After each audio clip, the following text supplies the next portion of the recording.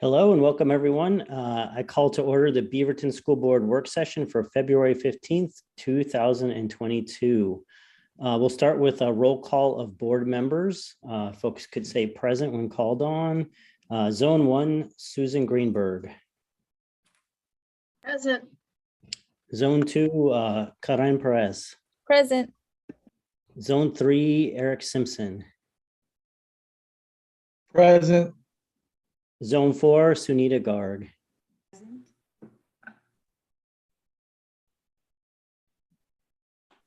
Present. Zone 5, Ugona Enanaya. Present. Zone 6, Becky Timchuk. Present. Zone 7, Tom Collette, I am here. And with that, we will start the meeting. I'm going to hand it over to Becky because we have one item on the agenda tonight, which is our bond. And Becky, take it away from here. Thank you, Chair Colette. Thank you, board members, for joining me tonight for this special board meeting, and for staff. Know we all are busy with a lot of things going on in our district right now. But tonight, nothing is more important than what we are going to do tonight, and that is be discussing a bond that we will be referring to the voters of the Beaverton School District. And so with that, I'm going to turn it over to Dr. Carl Mead, Deputy Superintendent of Operations, to walk us through the bond presentation. Thank you. Good evening, Chair Collette, Superintendent Grotting, and School Board. A pleasure to be here this evening. And as Becky Timchuk just mentioned, we're here to discuss and present information regarding a proposed 2022 capital bond. Next slide, David. As you're aware, we are coming to the close of our 2014 bond, and the question may come up and does come up in our community conversations: why another capital bond? The reason being is that we're constantly having to look forward, not just a year, 2 years, or 5 years, but we have to take into consideration all the factors at play here. We've got aging buildings, and we need to continue to care for them. Deferred maintenance, which could easily climb significantly over time. I would say we're up into the multi-million dollars in terms of deferred maintenance and the work that needs to happen across the district. And then as we continue to make significant improvements for seismic throughout the district, that is a targeted area for us, very specifically, not only by the school board, but district staff, and in conjunction being able to acquire grants from the state when we make those improvements to our buildings. In addition to that, just making very targeted specific capacity additions where necessary, continuing our security upgrades throughout the district as we want to make sure our buildings are as safe and secure as possible for students and staff. And then obviously continuing our student technology. Without it, we would not have been able to function as well as we did with our COVID at-home learning that needed to take place. So Chromebooks, and then ongoing IT infrastructure, which is obviously necessary. And then finally, bus replacements. And this is not a complete summary of the work that has to happen under a bond, but these are the major areas in which we target.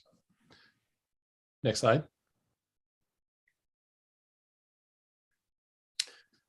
So 2014 capital bond program. It is on track for completion of nearly $800 million of projects across the district. It has been significant, and every building has been touched throughout this bond. We, during this time, have constructed 7 schools, 4 of those at the elementary level, a middle school, a high school, and an option program school. Very significant construction, as you can well imagine, throughout the district.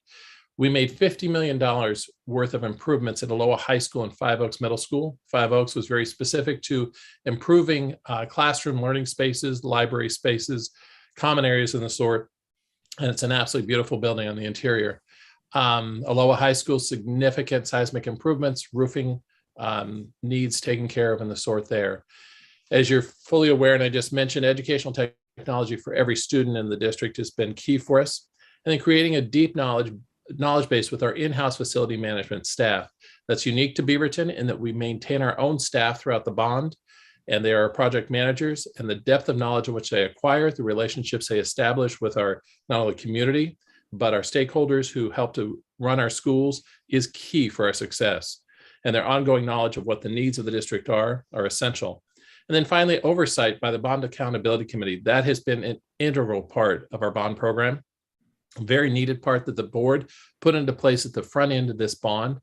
They have been key in being able to assist us in making some decision recommendations to the school board over the last 8 years. So very much a compliment to them and their leadership throughout this process. Next slide. So lessons learned. This is a key factor for us as we're moving forward. First one there, importance of thorough cost estimation. We learned from our previous bond, for the 2014 bond, we had some estimates that were a little older than what you would want to base any kind of a remodel from or a tear down and rebuild. So we have done some significant improvements there in terms of making sure that we've got cost estimates that meet today's standards, but also our inflation standards as well, to the best of our ability there. Negative impact that we certainly have realized with aggressive project timelines, and that is in terms of shortening timelines. We learned very good lessons about trying to tear down and rebuild a building in a year's time.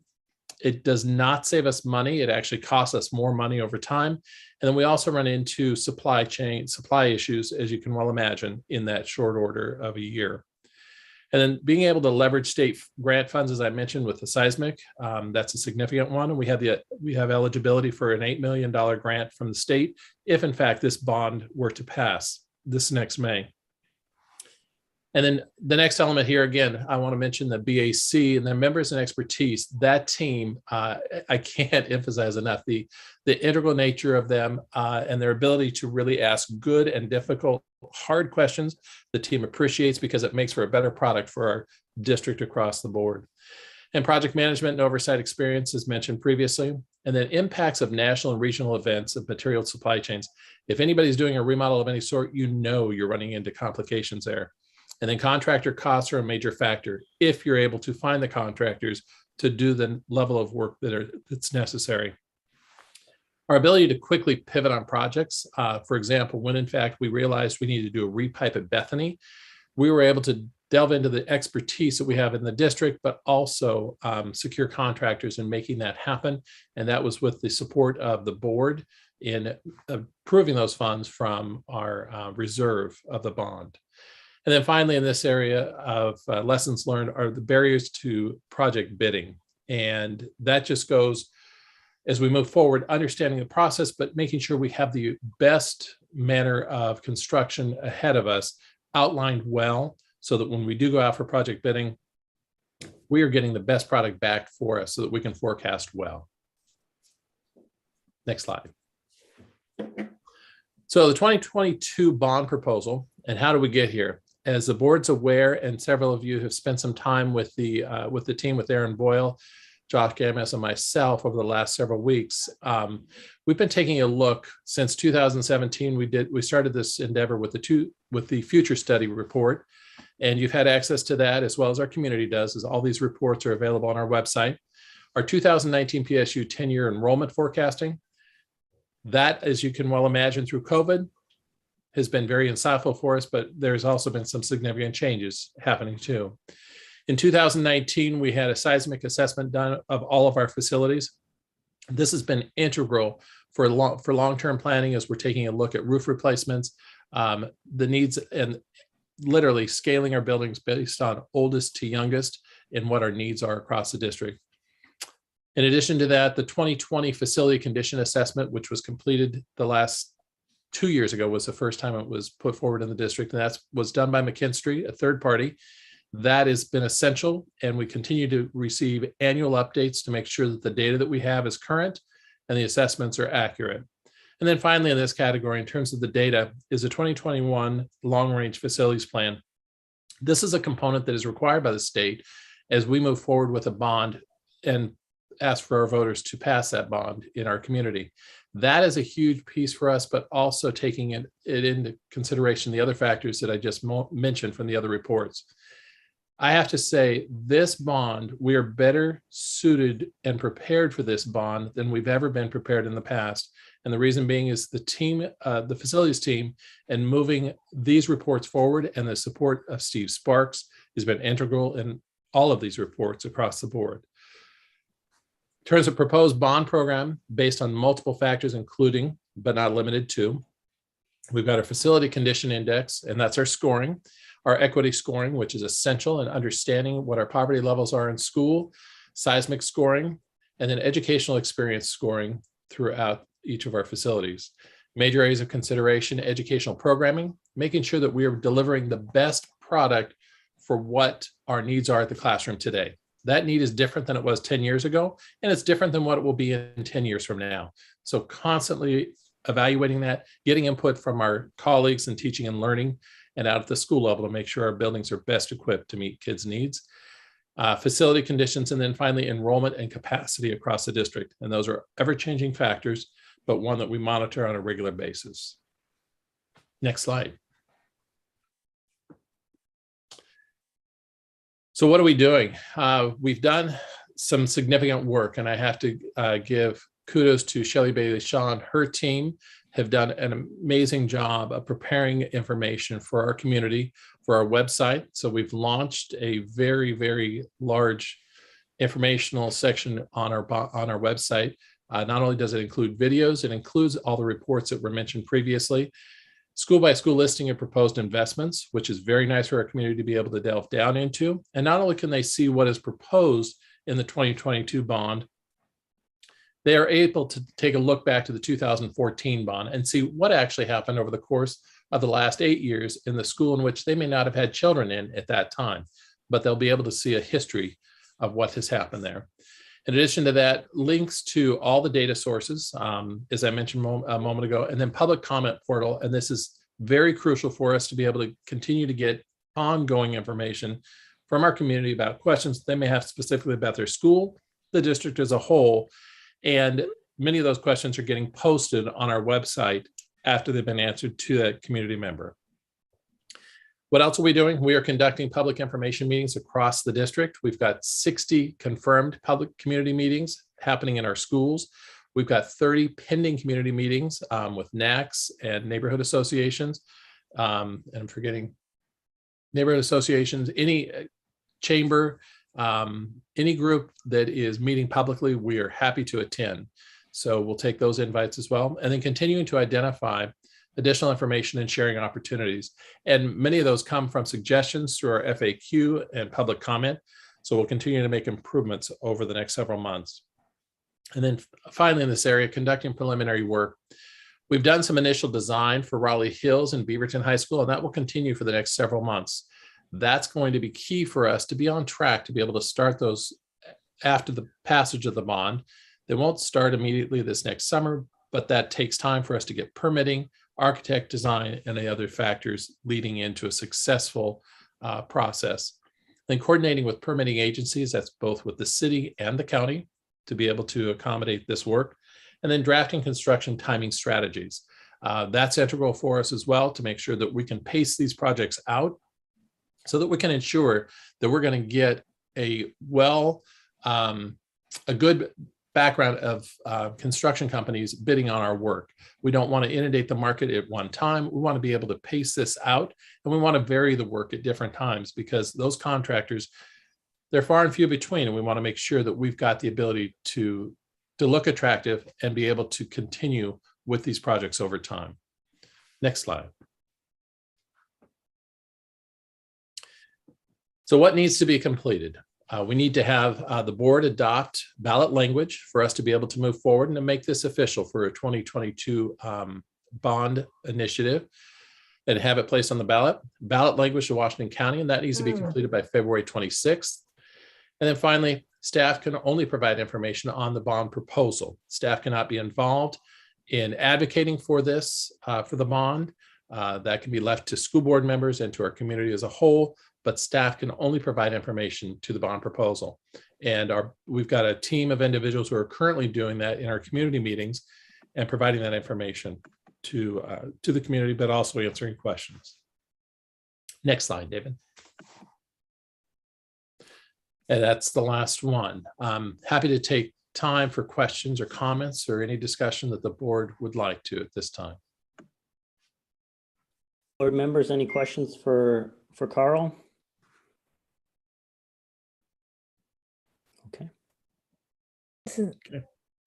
I don't have any questions, Carl. Thank you. I just want to thank your team for, I know we've met several times to ask questions and to get more information. And you've been very forthcoming and very helpful in understanding the different pieces of the bond, at least, for me, and so that I can explain it to our community. So thank you for that work. Absolutely. And please keep those questions coming. We want to make sure that you're well equipped with information and that we absolutely need to be transparent about what has happened in the past and what we're doing into the future, not only for planning, but making sure we've got the information out there for our community. So thank you. Ugonna? Thank you so much, Carl. You have supplied us with a lot of information so we can be well informed on this. So my question is, I'm sure this has been discussed, but I'm trying to understand it better. What would be the impact if this bond does not pass? That's a great question, and thank you for asking. If this bond does not pass, what we would be challenged with is we will continue to have a district where things, just like our homes, you'll have a hot water break, you'll have a roof leak, those types of things. Those will continue to happen. We have well over 60 facilities that we need to continue to maintain. If we don't have a bond resource to be able to meet that need, we're going to have to turn to the general fund. And the general fund is the same budget that in essence funds our teachers, all of our classified staff, provides all the various amenities that we're accustomed to within the district. So that budget would have to be tapped. And unfortunately, we would potentially have to pull resources that would ideally be meant and intended for the classroom. We would have to turn around and use in a facilities end of things to be able to repair that building, to make those improvements where needed. We would be on a limited scope. We would not be moving forward in an aggressive manner as we would in a bond.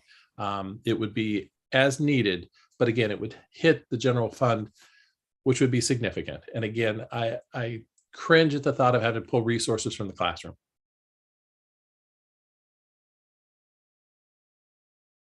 Carl, just as a follow-up to Ugonna's question, what would happen with our deferred maintenance backlog? It would continue to climb. We would absolutely have to do the repairs that are absolutely essential. But we would potentially, if we did not have resources, we would have to potentially take some things offline. Let's say we had an issue in a classroom. We were not able to do repairs. We'd have to take that classroom offline. And what that means is it wouldn't be able to be used for instructional purposes. And that would be an extreme situation, but that's a reality. So for example, you have a flood, you have a sink that breaks, you end up with a flood. In a classroom, you have to replace carpeting and tile and the sort and the damage. We may not have the $40, $50, or $100,000 to do that repair immediately. So we'd have to take it offline, as I said, for that period of time. Those things happen. Our pipes do age and accidents occur from time to time. And that's an obvious one in a classroom, but there's a lot of stuff that happens behind the walls of our buildings. And I don't want to throw a figure out there that's so extreme, but and Josh and Aaron are on here as well to be able to answer questions. And I would say we would easily, Josh, I don't want to be extreme, but I think we could approach $1 billion in terms of deferred maintenance out there with no trouble at all. And we can. And good evening, Chair Collette and School Board, and Josh Gomez, Chief Facilities Officer. That's exactly right. We have many needs. And Tom, the one thing that comes to mind for me is that we will have emergencies, and we cannot be preemptive in our deferred maintenance without a bond. That's what the McKinstry report is so vital for us, is that we plan year one, year two in the next bond for deferred maintenance. Mm-hmm. It allows us to get ahead and get that backlog out and get it, down to a manageable level. But by not having a bond, it becomes very reactive, and we know emergencies will happen, and those will take priority right up front. With a bond, we can manage priorities and we can work on a deferred maintenance plan. And with your PMs, is there a cost savings that come with those? PMs are that's part of our general fund. So we'll look to, we become more effective because now we have replaced equipment in there. And that's something that I'm working on the general fund side to help with preventive maintenance program. Thank you. Susan? It's a clarifying question. Pretty much, no, it's been answered, but just want to reiterate that for whatever reason, if the bond didn't pass and we had to dig into our operation fund that could impact the classroom in terms of class sizes as well, potentially. Absolutely. It could potentially, it would have an immediate effect on class size because we wouldn't be able to allocate as many teachers as we currently do. So absolutely. Sunita?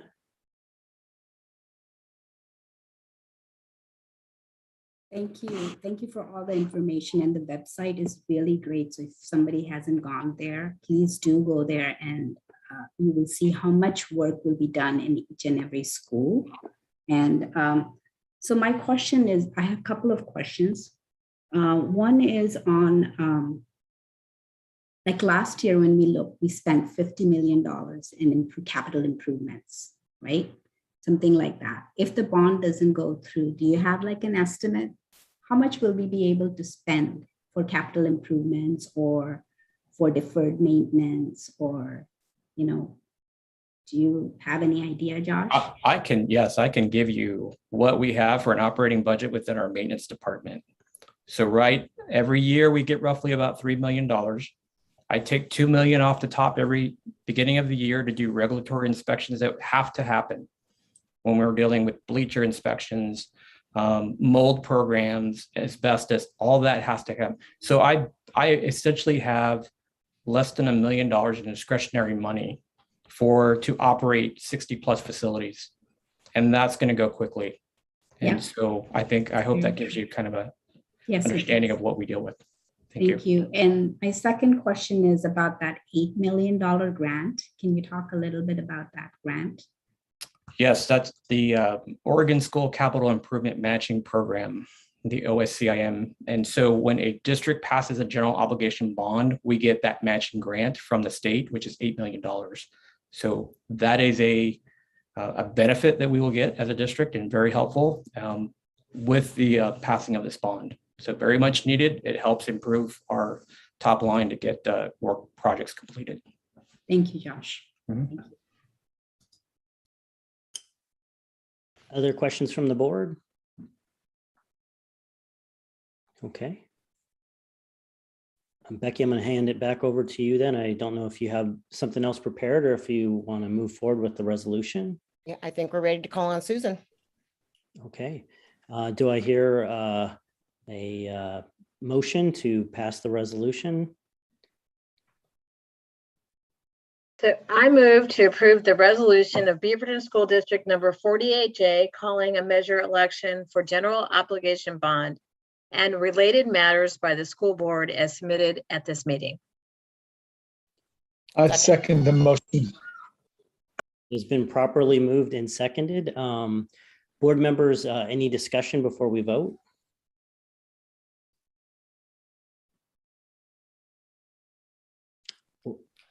I have Becky, you have some comments? Sure.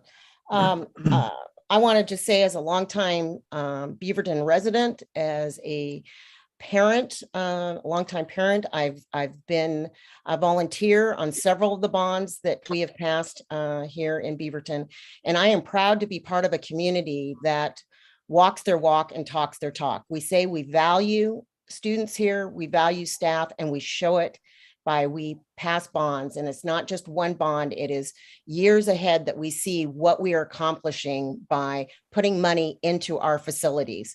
I'm very proud of the fact that we foresaw the technology needs. So when no one could see a pandemic coming, and that we were able, that we had apparatuses that we could afford. There were so many school districts that were way behind, and we were able to already have those in our students' hands.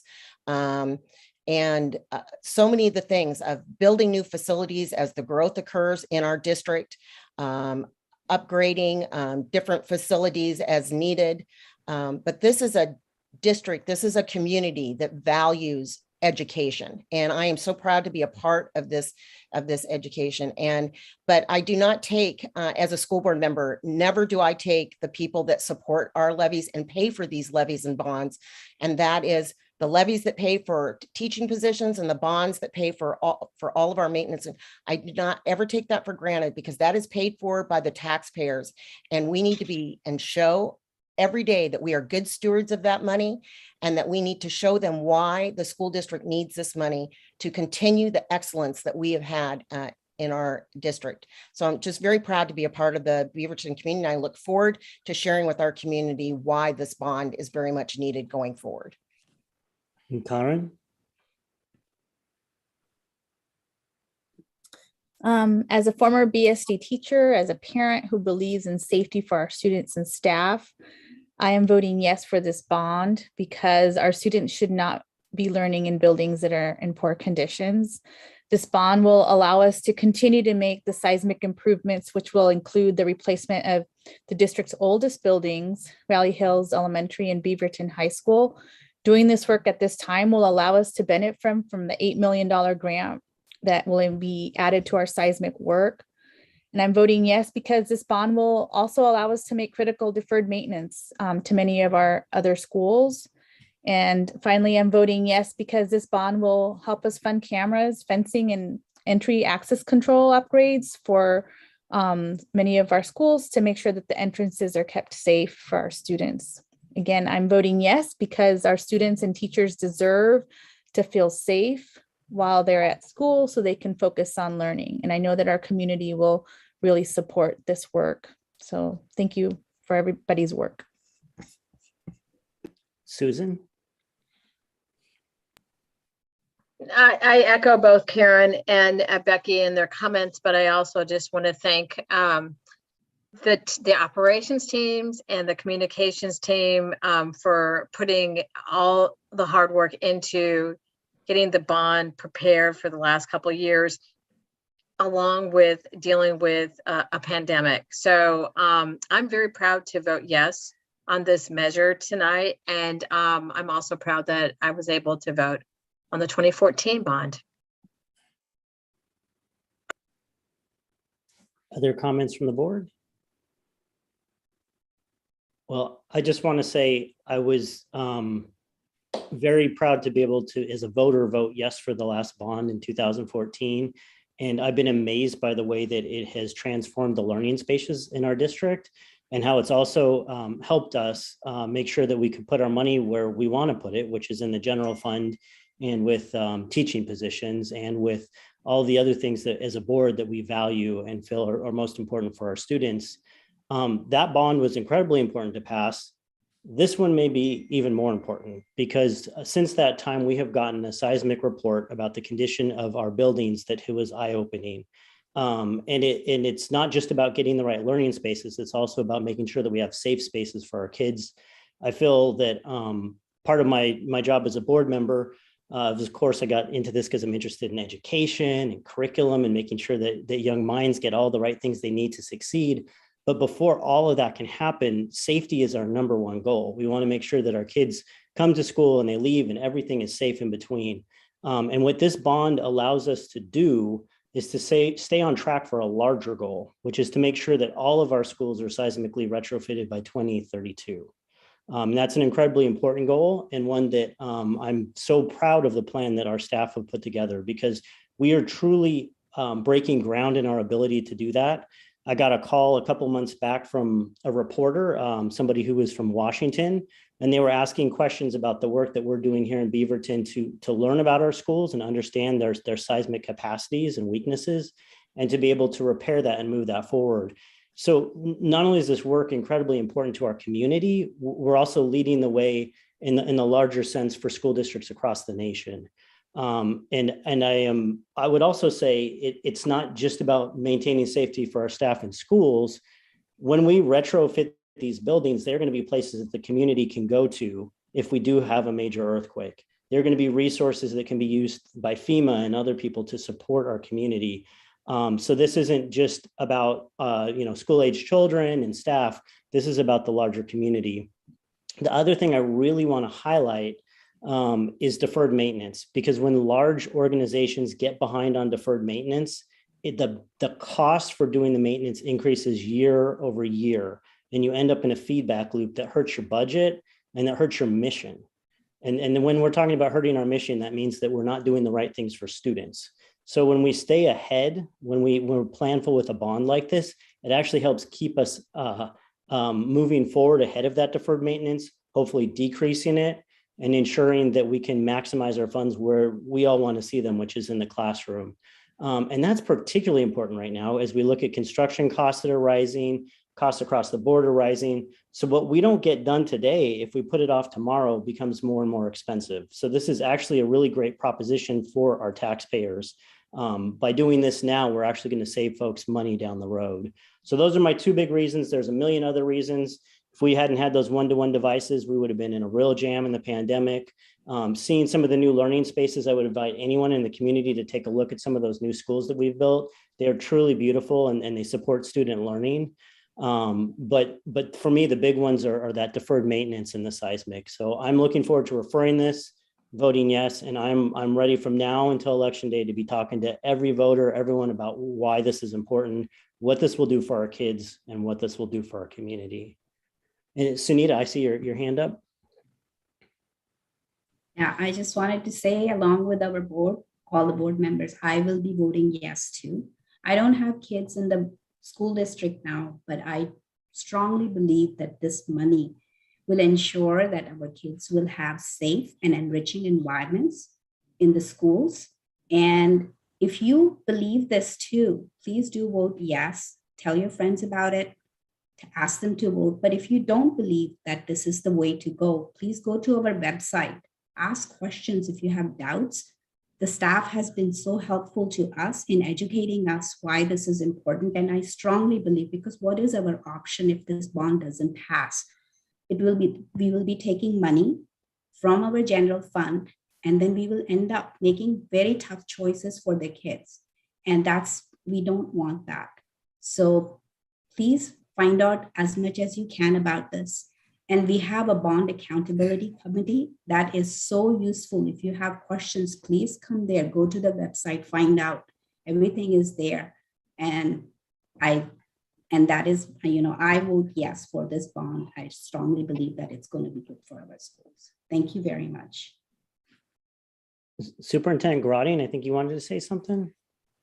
Yeah, thank you, Chair Collette.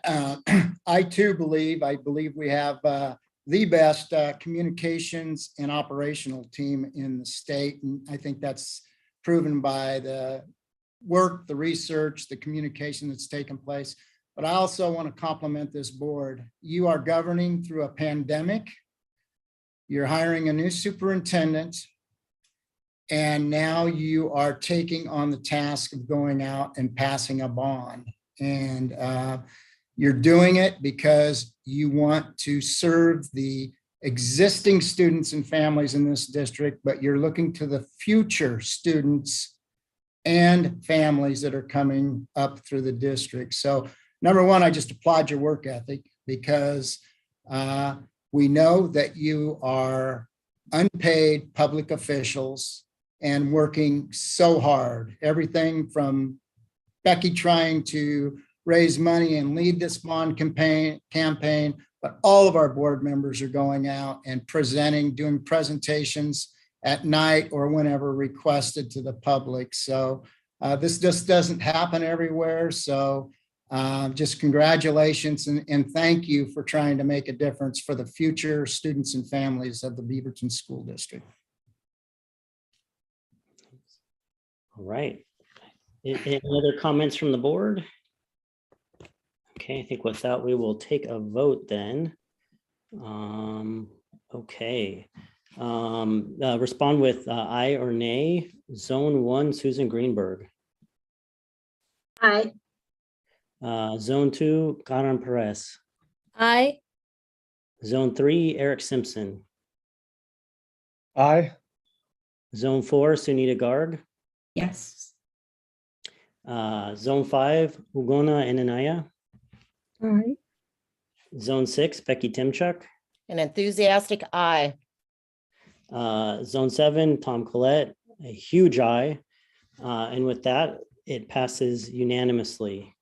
Board members, we now have some work ahead of us to get this word out to our community. And community members, if you're watching, please come to us with your questions, your thoughts. We're here to talk to folks about the importance of this bond.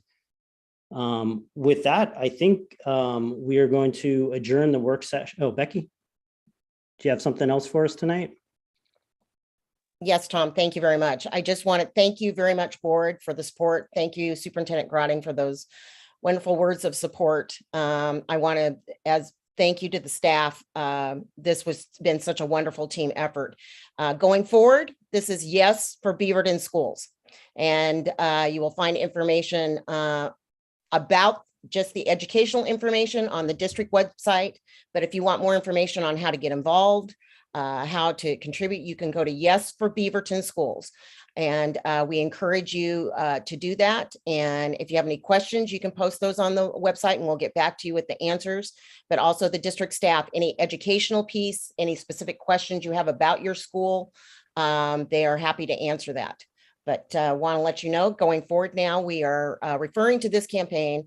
We are out of the phase of planning. We are now in the phase of campaigning and to the May election, and it's Yes for Beaverton Schools. Thanks, Becky.